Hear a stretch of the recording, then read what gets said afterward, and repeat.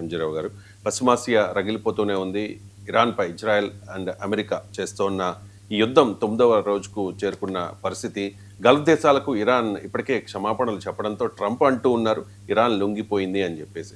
So MG రావు గారు, యుద్ధం 9వ రోజుకు చేరుకుంది. గత 9 రోజులుగా యుద్ధం స్టార్ట్ అయిన ఫిబ్రవరి 28 నుంచి ప్రతిరోజు కూడా మీరు అప్డేట్ చేస్తూ ఉన్నారు ఆ రోజు యుద్ధ వాతావరణం ఏ రకంగా ఉంది అనే దానిపై. ఇవాళ 9వ రోజు. సో లేటెస్ట్ వార్ అప్డేట్స్ ఏంటి?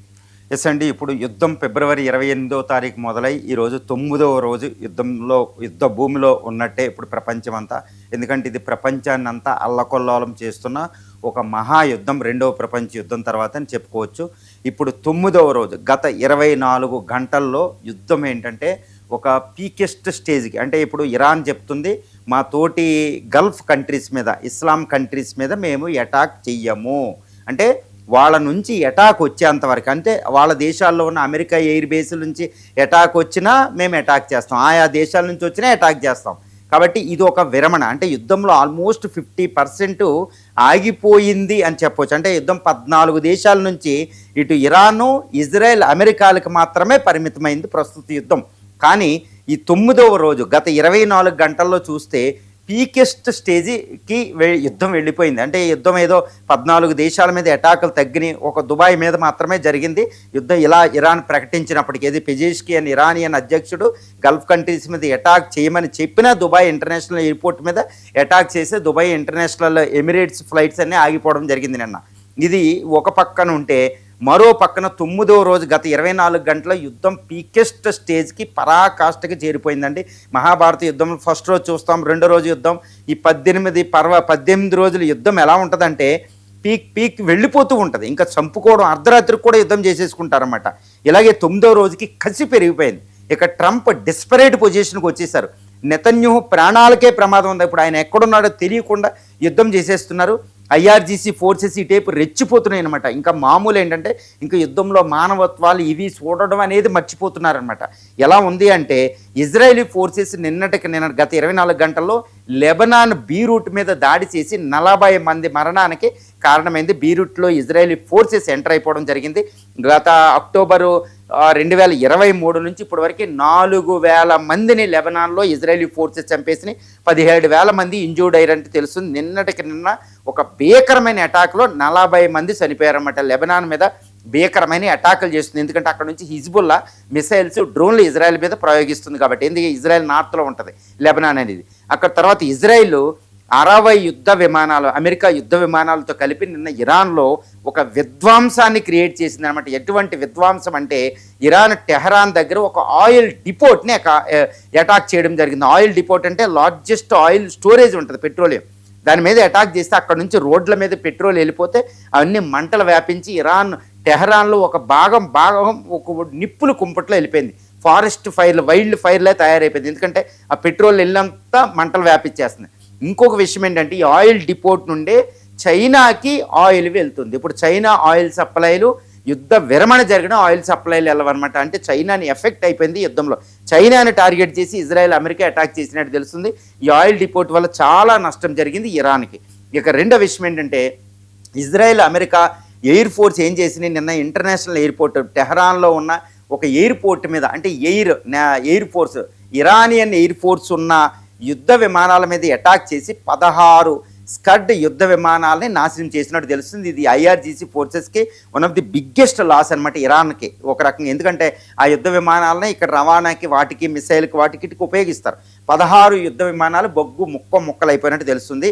ఇది ఐఆర్జీసీ ఫోర్సెస్కి, ఇరాన్కి చాలా పెద్ద లాస్ అండి. దీంతోపాటు missile launchers, secret missile launchers, secret missile drone ఫ్యాక్టరీని, వీటిని కంటిన్యూస్గా B-2 బాంబర్లు, ఇంకా యొక్క ఇరాన్, ఇజ్రాయెల్ వందలాది యుద్ధ విమానాలు, ఏది ఇరాన్ మీద ఇజ్రాయెల్, అమెరికా యుద్ధ విమానాలు ఫైట్ చేస్తూనే ఉన్నాయి.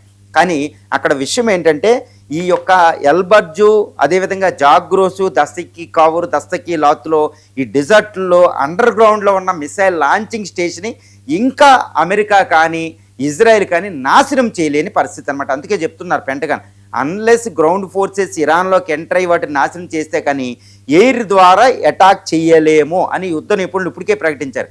కాబట్టి ఇరాన్ని అది ఎన్ని బాంబులు వేసినా మిసైల్ లాంచర్స్ మాత్రం పాడవుతలే. కాస్త ఏదైనా భూమి మీద తెచ్చి ఉపయోగించేవి మాత్రమే ఈ పర్షియన్ గల్ఫ్ కోస్ట్లో నాశనం అవుతున్నాయి తప్పితే మిగిలిన నాశనం అవ్వడం లేదు. అంటే ఇరాన్కి లాస్ తక్కువ ఉంటుంది ఎయిర్ రైడ్ వల్ల. తర్వాత అందుకని ఇరాన్ అమెరికా ఏంటంటే ఒక డిస్పరేట్ పొజిషన్కి వచ్చేసి డీసెలనైజేషన్ ప్లాంట్ను ఒకటి అటాక్ చేశారు. డీసెలనైజేషన్ అంటే ఉప్పు నీటిని మంచిగా నీట్గా మారుస్తారు, అక్కడ వాటర్ తక్కువ ఉంటుంది కాబట్టి. ఇప్పుడు ఆ వాటర్ ఫెసిలిటీస్ని, అతిపెద్ద వాటర్ ఫెసిలిటీస్ని ఇరాన్ మీద నాశనం చేశారు. దానివల్ల ప్రజలు చాలా ఇబ్బంది పడిపోతారన్నమాట. అంటే చూడండి ఎంత డిస్పరేట్ పొజిషన్కి వెళ్ళిపోయిందో. వాళ్ళు వీళ్ళని చూడకుండా యుద్ధం ముదిరేకుందు ఒక కక్ష కార్పణ్యాలు పెరిగిపోయిన పరిస్థితి ఈరోజు వస్తుంది అనమాట. దీంతోపాటు ఇన్ఫ్రాస్ట్రక్చర్ని ఎక్కువ అటాక్ చేసేస్తున్నారు.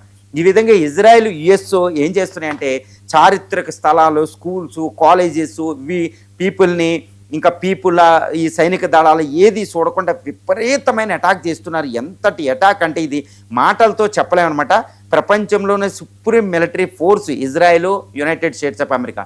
వందలాది 5th generation fighters, B1, B2 lancer, తర్వాత B-52 స్ట్రాటస్ ఫోర్స్ అనే యుద్ధ విమానాలతో అది అటాక్ చేస్తుందండి. ఏదో ఈ 9వ రోజు కదా యుద్ధం కామన్ అయిపోయింది అనుకోకండి. 9వ రోజుకి ఇది ఇంకా విపరీతంగా పరాకాష్ఠకి చేరిపోయిందనమాట. ఒక నిప్పులు కుంపటి అయిపోతుంది ఇరాన్ అసలు పర్షియన్ సంస్కృతిలోనే, అంటే గత 3,500 సంవత్సరాల పర్షియన్ చరిత్రలో అలెగ్జాండర్ అటాక్ చేసినప్పుడు జరిగిన నష్టం ఎంతైతే ఉంటుందో అంత బిగ్గెస్ట్ ఛాలెంజ్ని ఈరోజు పర్షియన్ ఎంపైర్ ఫేస్ చేస్తుంది. ఇది దీన్ని సక్సెసర్ టు పర్షియన్ ఎంపైర్ అంటారు, present Islamic republic of Iran. అంతటి నష్టం చవిచూస్తుంది. దాని అస్తిత్వమే ప్రమాదంలో పడిపోయింది. ఒకవేళ యుద్ధం అయిపోయినా ఇరానియన్ ఎకానమీ దాని నుంచి తెమిలుకోవడం అసంభవం. ఎందుకంటే ఆయిల్ లెస్ ఎకానమీ, అతిపెద్ద ఆయిల్ రిఫైనరీస్, పైప్ లైన్లు, ఆయిల్ వెల్స్, ఈ ఫెసిలిటీస్ని వీళ్ళు టార్గెట్ చేస్తున్నారు. ఇది Israel, United states of America చాలా డేంజర్లో. ఇరాన్ రోజు రోజుకి దానికి నష్టం ఎక్కువైపోతుంది. వందలాది మంది చనిపోతున్నారు. ఇప్పటికే 3,000 దాకా చనిపోయినట్టు తెలుస్తుంది, చిన్నపిల్లలు 200తో సహా. IRGC ఫోర్సెస్ కూడా చనిపోతున్నాయని తెలుస్తుంది. ఇంత దారుణంగా ఉంది. ఇటు పక్కన ఇంతటి విపత్తు పడినా తన మీద ఒక అణుబాంబులు లాంటి బాణాలు వేసేస్తున్నా, అణుబాంబులు లాంటి అస్త్రాలు వేస్తున్నా ఇరాన్ మాత్రం దాన్ని అటాక్ చేసే సిచ్యువేషన్లో మాత్రం ఎటువంటి మార్పు రాల. ఎంతటంటే నిన్న ఇజ్రాయెల్లో 8 బాలిస్టిక్ మిసైల్స్ని ఇజ్రాయెల్ మీద ప్రయోగించినట్టు తెలుస్తుంది. ఇందులో 1-2 మాత్రమే దాన్ని ఇంటర్సెప్ట్ చేసి కూల్చేయడం జరిగింది. మిగిలిన అన్నీ కూడా ఇజ్రాయెల్ తగిలినట్టు, ముఖ్యంగా సెంట్రల్ ఇజ్రాయెల్ పార్ట్లో అది తగిలినట్టు తెలుస్తుంది, ఇంక్లూడ్ టెల్ అవీవ్ సిటీస్ కూడా. దీంతోపాటు ఇరాన్ ఇప్పుడు గల్ఫ్ కంట్రీస్ మీద అటాక్ చేయడంలే, తన దృష్టి అంతా ఇప్పుడు ఇజ్రాయెల్ భూభాగం 14,000 చదరపు కిలోమీటర్ల లేదా ఆఫ్ షోర్ అంటారు, అంటే అమెరికా మాత్రమే. అమెరికా ఎయిర్ బేస్లను కూడా అటాక్ చేయాల్సిన అవసరం ఇప్పుడు ఇరాన్కి లేదు. కాన్సన్ట్రేషన్ అంతా ఇరాన్ మీదకి వెళ్ళింది. ఇటు American bases, air craft carrier, ships, తర్వాత న్యూక్లియర్ సబ్మెరైన్స్, తర్వాత ఆఫ్ షోర్ అసెట్స్ అంటారు. అక్కడి నుంచే ఇప్పుడు యుఎస్ యుద్ధం చేయాలి, వాటి మీద దృష్టి పెట్టింది. అందుకనే USS air craft carrier Abraham Lincoln మీద 4 మళ్ళా అటాక్ చేస్తుంది. దాన్ని still Iran is hunting this one అనమాట. అది గోస్ట్ మూమెంట్లో వెనక్కే ముందుకు వెళ్తున్నట్టు తెలుస్తుంది, అది రిపోర్ట్ చేయడంలో. బట్ నిన్న ఇరాన్ ఏంటంటే అయితే missiles, ballistic missiles, hypersonic missiles, Fattah 2 లాంటి మిసైల్స్ని, సిజిల్ లాంటి మిసైల్స్ని దీని మీద ప్రయోగించిందో ఆ యొక్క విజువల్స్ రిలీజ్ చేయడం జరిగిందనమాట. అందుకే అది సెన్సేషనల్ అయింది. అంటే యుఎస్ఎస్ ఎయిర్ క్రాఫ్ట్ క్యారియర్ చాలా ఆపదలో ఉంది. యుఎస్ చాలా జాగ్రత్తగా దాన్ని ప్రొటెక్ట్ చేస్తుంది. ఒకవేళ తగిలితే మాత్రం ఆ కథ వేరు ఉంటుందండి. యుద్ధంలో ఇరాన్ డైరెక్ట్ గెలిపైన ప్రకటించేసుకున్నంత సీన్ వస్తుంది అనమాట. ఎయిర్ క్రాఫ్ట్ $13 బిలియన్ విలువ. దీంతోపాటు ఇరాన్ నిన్న ఒక సెన్సేషనల్ న్యూస్ ఏంటంటే అమెరికాకు ప్రపంచవ్యాప్తంగా 8 ప్యాక్స్ ఉంటాయండి. ప్యాక్ అంటే ప్యాట్రోయిటిక్ ఎయిర్ డిఫెన్స్ సిస్టమ్లు అని ఒకటి ఉంటుంది, ప్యాస్ అని. ఈ ఎయిర్ డిఫెన్స్ సిస్టమ్ 8 ఉంటే ఒకటి జోర్డాన్ దగ్గర మోహరించింది, వెస్ట్ ఏషియాలో ఉంటుంది అది ఖచ్చితంగా. దీన్ని ప్యాక్ను $300 మిలియన్ విలువైన ఈ ప్యాట్రోయిటిక్ ఎయిర్ డిఫెన్స్ సిస్టమ్ బ్యాటరీస్ని ఇరాన్ మిసైల్స్తో నాశనం చేసింది, బూడిద పాలైపోయినట్టు తెలుస్తుంది. అది జోర్డాన్లో. అది అమెరికాకు ఒక తీవ్రమైన అవమానం అనమాట. అది కూడా ఎంత అవమానం అంటే ఇక చైనా రష్యాలకి అవి ఎంత అండి. ఇప్పుడు నాటోలో కూడా అవి ఇంపార్టెంట్, నాటోని రక్షిస్తున్నాం మనం. వీటికి అవమానం జరిగింది అంటే ఏంటి, అమెరికా ఎయిర్ డిఫెన్స్ సిస్టమ్ అయిన ప్యాక్స్ను కూడా పేల్చేయచ్చు. అది కూడా ఇరాన్ చేతిలో నాశనం అయిపోవడం అమెరికాకి ఇది బిగ్గెస్ట్ హ్యూమిలియేషన్ అనమాట. ఈ విధంగా ఇరాన్ అనేది ఎక్కడ తగ్గడంలో వందలాది డ్రోన్లు చేస్తూనే ఉందన్నమాట. ఈ విధంగా ఇరాన్ అనేది తన అటాక్ని నిలుపుకుంది. ఇదంతా ఒక పక్షాన ఉంటే ఇప్పుడు అమెరికా అధ్యక్షుడు గత 24 గంటలు ఒకటే మాట్లాడాడు, మీరు ఎట్టి పరిస్థితుల్లో అన్కండిషనల్గా సరెండర్ అవ్వండి, మీకు ఒక బిగ్గెస్ట్ ఈ ఇజ్రాయెల్ మిగిలిన గల్ఫ్ కంట్రీస్కి అపాలజీ క్షమించడం అనేది అంటే 3000 సంవత్సరాల చరిత్రలో ఈ దేశాలకి ఇరాన్ ఎప్పుడు కూడా సారీ చెప్పలేదు. అంటే పర్షియన్ ఎంపైర్ నన్ను గుర్తించినట్టుంది. పర్షియన్ ఎంపైర్ ఎప్పుడు సారీ చెప్పలేదు, ఎప్పుడు ఓడిపోలేదు, ఇప్పుడు ఓడిచ్చేసానని గొప్పలు చెప్పుకుంటున్నారు. కానీ నా సహోదర దేశాలకి నేను అటాక్ చేయనన్నా, అది కూడా నువ్వు వస్తే అటాక్ చేస్తానన్నా, అది ఓడిపోవడం ఎలా అవుద్దని ఇరాన్ అనమాట. కానీ ఐఆర్జీసీ చీఫ్ అక్కడ సెక్యూరిటీ చీఫ్ లారీజ్ అని ఒకటి మాట్లాడుతున్నారు. ఏమనంటే మేము ఇప్పుడు ఒక సుప్రీం లీడర్ని మేము ప్రకటిస్తాం, మీరు ఒకళ్ళు చంపితే ఒకళ్ళని పెడతాం, 9 కోట్ల మందిని చంపలేరు కదా అని మళ్ళీ మాట్లాడాడు. కైమోనీని రక్తం చిందించినందుకు మీకు కూడా రక్తం చిందిస్తా అనుకుంటూ లారీజ్ అని వార్నింగ్ ఇవ్వడం. బట్ ట్రంప్ అక్కడ నిన్న ప్రెస్ కాన్ఫరెన్స్ పెట్టేసి ఆయన కూడా ఇచ్చారు, మీ గేట్లు ఓపెన్ చేస్తాం, చాలా డేంజరస్ అటాక్ ఉంటుంది, నరకం అనిపిస్తారు, అర్జెంటుగా సరెండర్ అయిపోయాను. సరెండర్ అవ్వడం అనే క్వశ్చనే ఉండదని ఇరానియన్ ప్రెసిడెంట్ పెజెస్కియన్ గల్ఫ్ కంట్రీస్కి సారీ చెప్తూ వాటిలో మళ్ళీ అటాక్ చేయు, మళ్ళీ మీ నుంచి అటాక్ వచ్చేదాకాని ఈ పెజెస్కియన్ కూడా అసలు సరెండర్ అయ్యే క్వశ్చనే ఎక్కడ లేదు, యుద్ధానికి మేము రెడీ అని. ఐఆర్జీసీ ఏంటంటే 180 రోజులకి సరిపడా ఆయుధాలు మా దగ్గర 180 రోజులు మేము యుద్ధం చేస్తామని.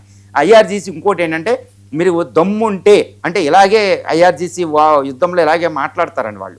అంటే if you are dared enough, if you are dare, if you have the courage, just enter the Hormuz స్ట్రైట్లోకి మీ నేవీని పంపించు, బయటికి వెళ్తారేమో చూడనట్టు ఐఆర్జీసీ ప్రకటించడం. ఆ అమెరికన్ ఫోర్సెస్ కూడా ఎక్కడికక్కడ రెచ్చిపోవడం. నిన్నటికి అమెరికా 6 సైన్యం చనిపోతే 6 సైన్యం డెడ్ బాడీస్ని అమెరికా తీసుకెళ్ళినప్పుడు అక్కడ ఆ కార్యక్రమానికి అమెరికా అధ్యక్షుడు స్వయంగా అటెండ్ అవ్వడం ఒకటి జరిగింది.